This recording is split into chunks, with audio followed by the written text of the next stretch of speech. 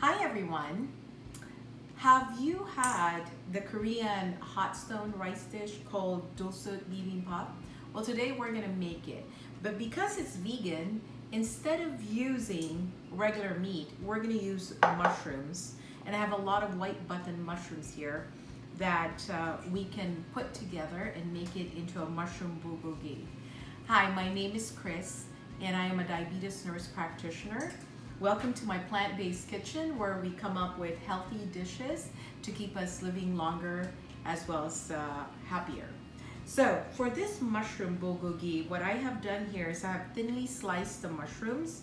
Mushrooms are a very good source of antioxidants and other micronutrients, so it's good to have it as part of your daily diet.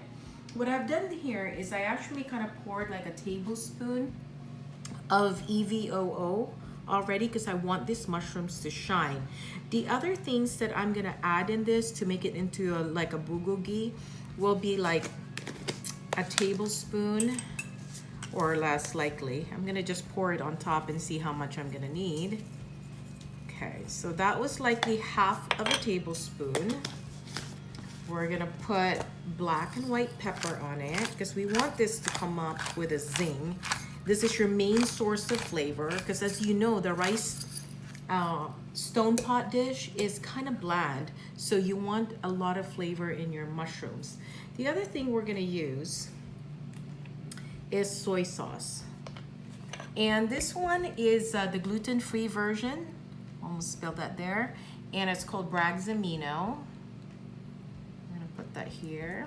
I'm gonna put about 2 tablespoons, so this is gonna be packed with flavor and umami.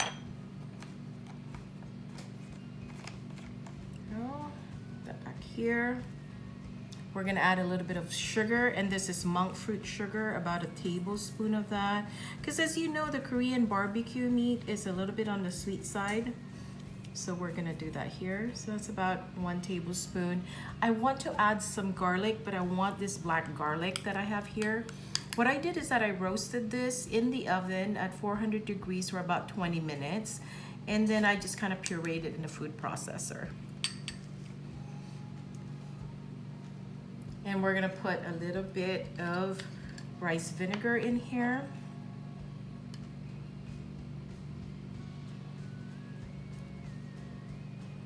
Acid is really good to kind of bring out some of the flavors of food. And the last thing I want to do is not pieces of ginger, but some of the juice of the ginger, the pickled ginger here. So it adds that flavor. So now that we have that all in there, we're gonna mix this up. And we're gonna roast this in the oven at 400 degrees and let it caramelize a little bit. And this is really gonna be nice and meaty.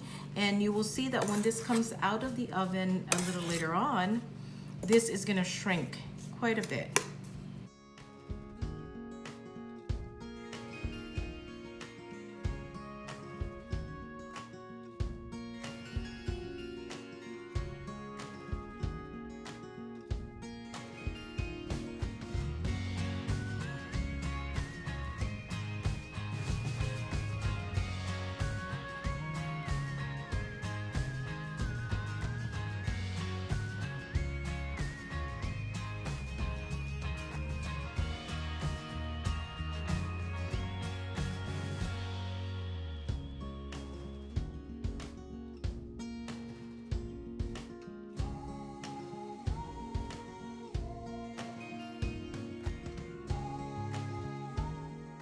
So while our mushrooms are baking here in the oven, or roasting that is, what we're gonna do is make our gochujang sauce. And for those of you that like to eat Dolsot bibimbap, there is that red sauce that you kind of like drizzle on the top of the rice hot stone pot. So we're gonna make a lot so that we have enough that could last us for other types of dishes. So what we're gonna need is your gochujang sauce. This is very concentrated, so we're gonna thin it out a little bit so that it's not too salty. We're also gonna need a little bit of sesame oil, sesame seeds, a little bit of rice wine vinegar, and we'll mix this together. So the first thing I want to do is actually put about 1/4 of a cup of rice wine vinegar here. And this has a little bit of sweetness to it, and it also thins out your sauce, so that's what I like about it. We're gonna put about a tablespoon of your sesame seeds here. We're gonna whisk that together.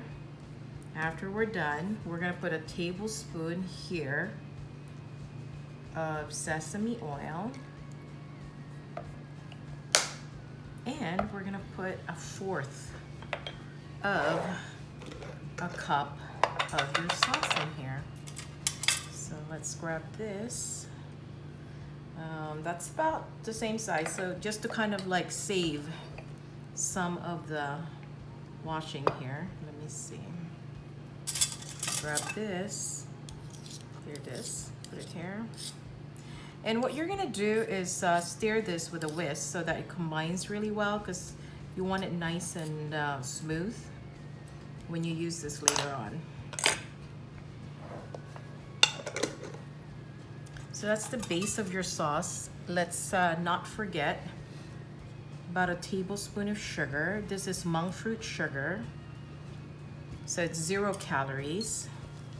And just stir it together. This should be nicely thinned. There you go. And this shouldn't be very, very spicy. If you do want it spicy, then you can grab some more of the Korean pepper flakes and you can add it on there. Now, some people, when they do make this, they make it with mayonnaise. I don't like that. I do have some vegan mayo that's made of grapeseed oil, but I just like to thin it out with vinegar, is what I'd like to do. And if you want this darker with better umami, you could also mix it up with soy sauce. So let's see. With this sauce, it's critical, so you want to make sure you taste it. Very nice. And it does need a little bit more umami. Just be careful that when you're using this, don't put so much, because it does have a lot of sodium in it. Here we go. That should add a little bit of umami. It's not sweet enough, not the traditional gochujang sauce that I'm used to. So this is the 2nd tablespoon of sugar that we have. And we can be happy that it does not bump up our blood sugar, because it is 0 calories. And besides, you're not gonna put more than like a tablespoon or so of this thing, unless you're my sister, the youngest sister that I have. She loves this, and so she just put a generous amount of it. Amazing. Okay, so we're ready. We're gonna have our sauce ready here. I'm gonna put this away. We're gonna assemble our Dolsot Bibimbap, and it's gonna be amazing. Welcome back, folks. So today we're making Dolsot Bibimbap. We now have the rest of our side dishes here all ready for assembly. So let me just walk you through it. The first thing we have here is our black and white sticky rice that we're gonna put at the bottom of the hot stone. Then we have our gochujang sauce here that is ready. It is amazing, by the way. And this is warmed up tofu, so it's plain. I took it out of the package. It's completely cooked. So I just warmed it up so it's not a very cold tofu that goes into the hot pot. And then this is a Korean side dish, a broccoli banchan. And this is our kungnamo muchim, which is our soybean side dish. This is our zucchini side dish, or the zucchini banchan. And then as an added texture and that flavor, for our Dolsot Bibimbap, we have mushrooms and caramelized onions here. So we have a hot stone pot that's been in the oven to kind of like keep hot, because we want all of this thing like sizzling. So I'm gonna take it out here. It's really pretty hot. I'm gonna leave the lid in there for just a little bit so we don't have to deal with it. Okay, so how to assemble this, if you wanna come closer, we put the rice at the bottom. And typically it should sizzle, but it's not sizzling. What we're gonna do is we're just gonna assemble this one by one. We're gonna put some broccoli in here. In most restaurants too, when you're doing this, they put like a raw egg have that here. Then we're gonna put our kung mo. So what I really like about this Dolsot Bibimbap is the fact that you're using a lot of vegetables for that amount of rice that you're having, and so it's a complete meal on its own. And it's really very nice. Right? And in itself, you have about 2 cups of vegetables here. Easy. Our mushrooms are still warm here. I'm gonna put it on this side here. You can hear that sizzle. It's that wonderful caramelized mushrooms and onions that we have. My husband should like this for tonight. And then I'm gonna make a little bit of room for our tofu here. We're gonna put a few pieces in there.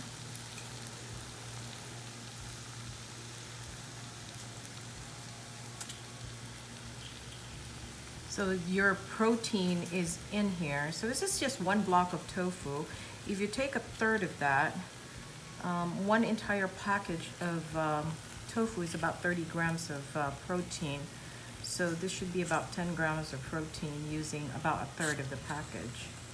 Okay, now understand that there's not a lot of flavor in that tofu, and that's the reason why we have the gochujang sauce that you drizzle right on top. So you can see this is thick here, and then you just put that drizzle on top. And I think he likes it with a little bit more sauce here, so I'm gonna add a little bit more. Just keep in mind that the more sauce you add, the saltier it gets and the spicier it gets. So what I'm gonna do is just to kind of decorate it up. I have some cilantro sprouts in here. I thought it might look prettier. Not traditional, but you know, it's always nice to have fresh greens on top as well. You could make this too with like some spinach, but we don't have that right now. Here you go, folks. You can serve this with a lid on, but this is wonderful by itself. It took a long time to make, to assemble, but if you already have your side dishes all prepped ahead of time, this is a very easy dish to put together. Thank you again for joining us today. I appreciate your time.